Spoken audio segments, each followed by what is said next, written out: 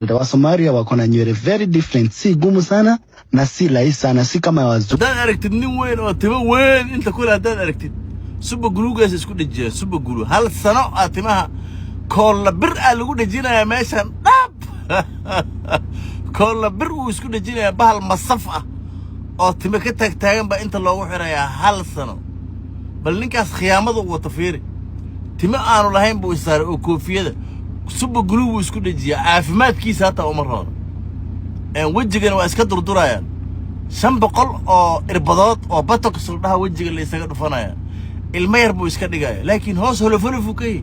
ma kacsanaay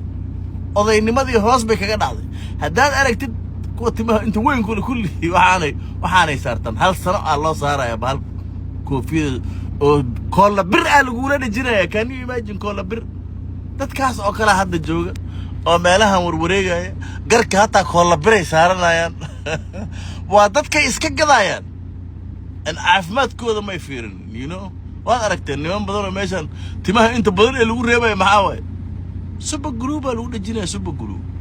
lama taaban karo lama jari karo saanay ahaanayaan habeen iyo maalin hataa lama dhaqo saanay inta hal sano waa la buufinayaa le ka horraday dadka qaar silacaasay ku nool yihiin my friend bahal kabad ay isa saareen timo oo bahal ku dhagan waay meeshana dhab waa lagu kooleynaya maskaxda dakada lagu kooleynaya meeshii bidaartayada lagu kooleynaya ka warmaas dadkaas naf adaygaas iyo rafaadkaas waa iskalsooni la'aan waay waxa u geynaya runta idin sheega my friend inta aad madaxaaga ka shaqeynayso hoostaada ka shaqeey guskaada ka shaqeey my friend that is the best way to live inaad caafimaad darro isku ridid ma koolla bir inaad madaxa iska saartid ma marka la fujinayo nimankaas rafaadka ku dhacay hal sano kadib baa la fujinaya isbitaal ay galayaan